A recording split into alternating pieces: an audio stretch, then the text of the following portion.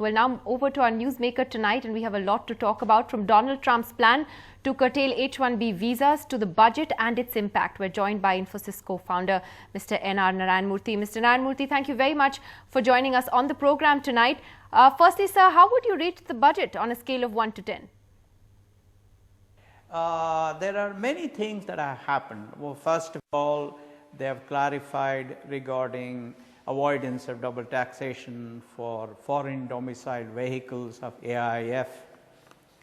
They have also clarified that cumulative convertible debentures would not attract the normal tax and would only be eligible for capital gain tax from the date of conversion rather than the date of purchase, for these cumulative convertible preference shares. Then they have also provided tax exemption for the startups.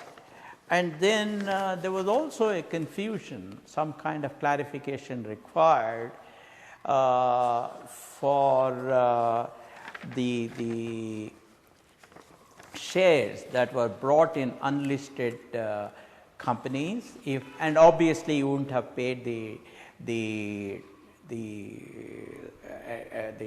transaction tax. And they have said that even if it is so, right, we would ensure that these are eligible for capital so you mentioned taxes. You mentioned the tax being brought down for smaller companies, but are you disappointed on the corporate tax front and the fact that that actually hasn't come down for larger companies, for big companies? No, not really. I've always said that large companies must pay full taxes. The fact that they have provided 5% rebate for companies up to 50 crores of revenue, I think that is pretty good. The larger companies will have to pay tax. If we don't pay tax, then how can this country come up? How can we spend money on the needs of the poor people? So therefore, I have always been for the larger companies paying taxes. And number two, I think the fact that the finance minister has kept the target of 3.2% in terms of the fiscal deficit, that is very good. Okay, so you're very positive overall on the budget itself, but on the issue of H1B visas, sir, you have Donald Trump's executive order, which is expected to come very soon, and there's a lot of concern about how this will impact the Indian IT industry. How do you think it will impact us? Well, I have been talking about it. In fact, I have been trying this since 2001. I personally believe that Indian software companies must truly become multicultural. They must recruit Americans, American citizens, American residents in the US. They must recruit Canadians in Canada, British people in Britain, etc. That's the only way we can become a true multinational company.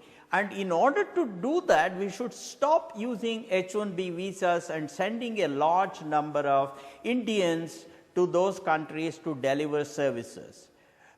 We have to recruit from colleges there. We have to train those local people to add value to our Indian companies. Therefore, I think even if the executive order comes, we should look at it more as an opportunity for Indian companies to become more multicultural than we have been, rather than looking at it as a lacuna. I personally don't think it's a lacuna. It's a great opportunity for Indian companies to become more and more multicultural. Well, you're then saying that you believe that Indian companies would have to reorient themselves and reinvent how they work. And since you have been saying this, why was then there a panic reaction at the stock markets when this news came? In a sense, it has been building up. Well, I think by and large, the Indian mindset is always to take the soft option.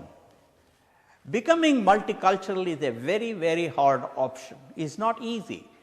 Our managers will have to learn with non-Indian professionals how to get the best out of them, how to work in teams that are multicultural, how to make sure that we understand the rules of crossing cultures.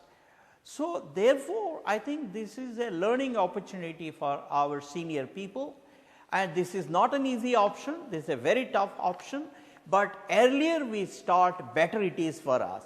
And this is the only way you can remove a very important risk, which is the risk of governments mandating things like the executive order that we are talking about. In fact, I would say this is the risk mitigation is a very important duty of any board, and I have no doubt at all that the boards of Indian software companies will at least now start thinking of this as a very important risk and will take action to mitigate this risk. Well, I certainly hope that Indian companies are listening to that, because you're the best person to advise them on the road ahead. Mr. Narayana Murthy, thank you very much for joining us tonight. Thank you. And that's it on the program this evening. We'll see you all again tomorrow. Good night.